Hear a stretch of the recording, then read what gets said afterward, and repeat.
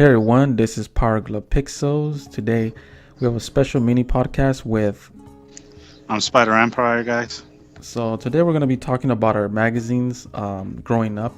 So let's start this going. So what do you got for us, Spider Empire? Yeah, Nintendo Power. Okay. What do you remember about Nintendo Power? What's so special? Basically, all the from the first magazine. Okay. Seeing it at the magazine stands, at the stores. Right. You know. You were never subscribed to it, huh? You never got subscribed to that. No. I always bought it there at the stores or at the magazine racks. Right. Do you remember how much it was yearly? Do you remember that? Yearly, I don't really remember. Because I remember it was kind of expensive. I don't think it was that cheap. Yeah, it wasn't cheap. I remember they had a special 3 years for like between $60 to $80, something like that. It was kind of weird, the price. I don't remember in the beginning how much it was for the year. Yeah, I remember growing a lot on Nintendo Power. It was a great magazine. I don't have them all the magazines, but over the years, I bought them. Right. So it's a great magazine. All right, so for me, I got EGM. If you remember that one, EGM was a really classic magazine. I think I have the Sonic 2, I believe, the cover. Oh yeah, okay, cool. I remember having. I don't know if you remember this EGM cover that had Nintendo 64. I don't know if you remember that cover. Before when it wasn't called Ultra 64. Remember that? Yeah. Does it have like Mario looking at the console? Yeah, I have that one. Yeah. That's one magazine I remember reading a lot, hyping the system up back in 1996. So it was actually pretty great. Yeah. EGM, great magazine. I mean, I remember reading it a lot over the years. Is that magazine still alive? No, huh? That magazine kind of died out. Huh? Yeah. I think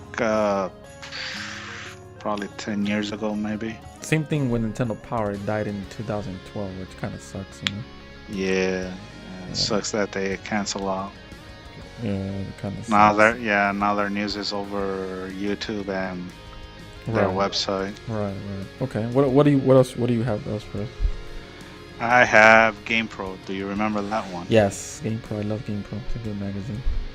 Yeah, that was awesome. I used to like the little symbols, with the reviews and stuff. It was actually pretty cool. Yeah, the normal, the boring phase, the snoring one. Yeah. If a game wasn't not even good, they put the sleepy one. Right.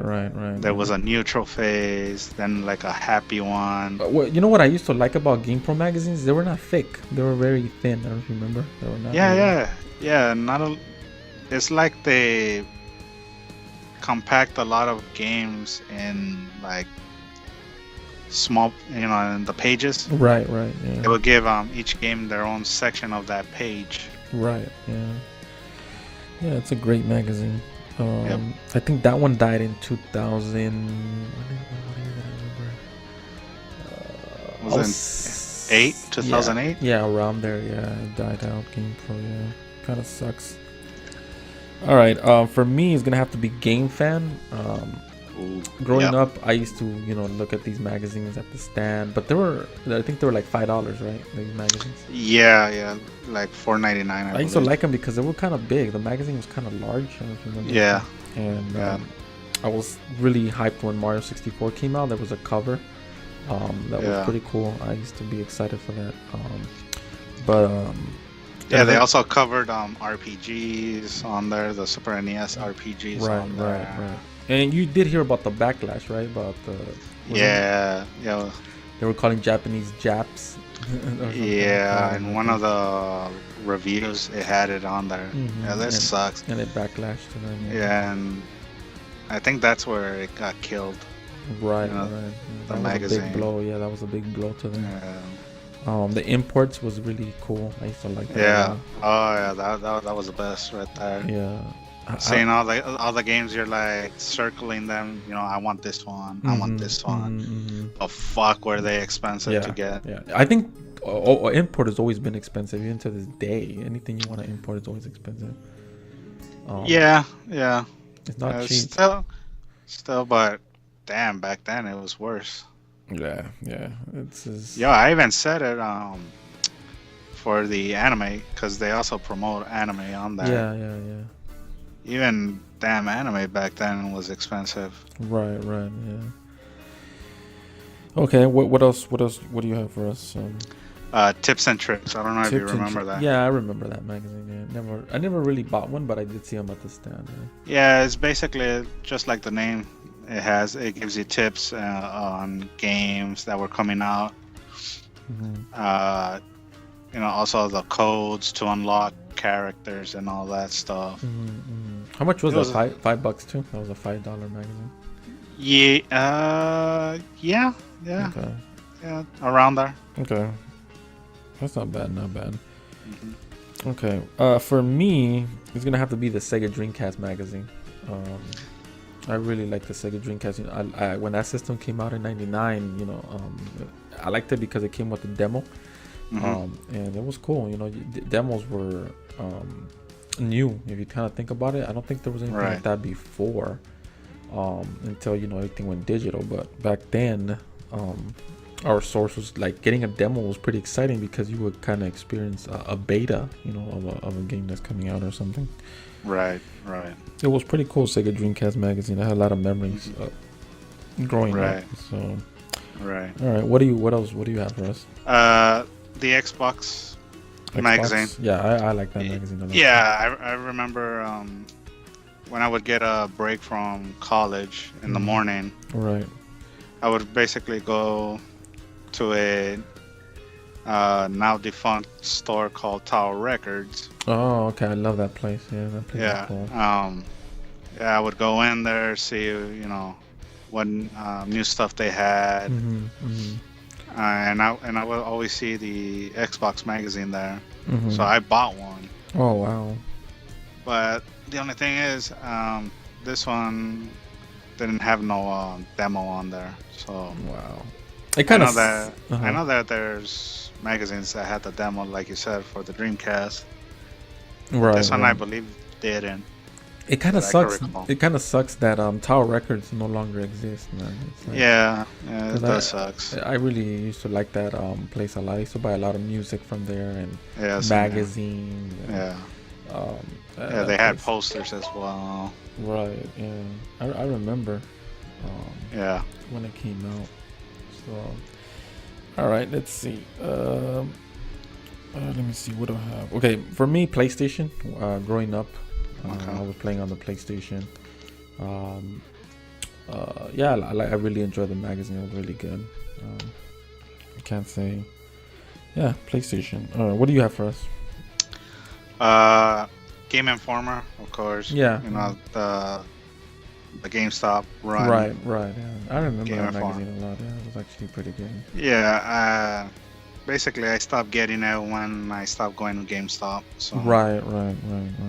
I don't know what covers new there. Right. Yeah. That was a good magazine. I remember. Yeah. Looking at those magazines, you know. Okay. For me, I have PC gaming. PC gaming has always been around since the 90s, and I used to just look at these magazines. You know what new magazines are coming, games and stuff. So that wasn't bad. That was a pretty good magazine. And it would tell you, you know, what new hardware would come out for your PC or any PC. Right. Yeah. The advertisements there for that as well. Right. And what else you have for us? Okay, for the final one, it's a newcomer. I think I'm not sure if it's still around or not, because I haven't checked, you know, their website or anything. It's a retro video game magazine. Okay. It's like I said, it's a newcomer. It's trying to, you know, relive the old days. Right. Even though they're promoting new games and everything on their magazine, they still talk about old school stuff. Right. Yeah, I remember that magazine, kind of, but not. I never really, it was so late in the magazine cycle, that I never really gave it a chance. Yeah, a bunch of YouTubers talked about it, that they were supporting it. Yeah, because you always want something physical. You don't want everything to be digital, Yeah. Like, for example, this generation, all the games, like, you can get them digitally. You can just buy them. And I don't know. I just don't see no point of having a physical copy. I mean, it's fine, but I don't know. Not this generation. Before, it was different, but... Right. But this generation, and you got to remember, like, these magazines growing up were our only source that we were getting back then. There was nothing like that. Like you said, you would just walk into a stand and find out that there's a game coming out. It was like, what the hell? Yeah. Didn't even expect that. I was surprised when I saw that. Yeah. So yeah, this is pretty much a small mini podcast of us discussing magazines growing up. Right. I'm pretty sure there's more magazines out there, and yeah, probably there is stuff that we might have missed and stuff. So let us know down below if if there's magazines that you guys like more than others. So yeah, that's. Anything else you want to say about this discussion? Anything? It's something that we will never see again. Okay. So yeah, so that's pretty much it, guys. Give us a thumbs up if you like our magazine list, or maybe a thumbs down if you guys didn't like the list that we came up with. But always give us what magazines you guys like the most. So that's pretty much it, guys. Tomorrow we're going to be talking about arcade games growing up, our top arcade games, which that's another story. So don't miss that. And yeah, that's pretty much it. So this is Paragla Pixels and Spider Empire.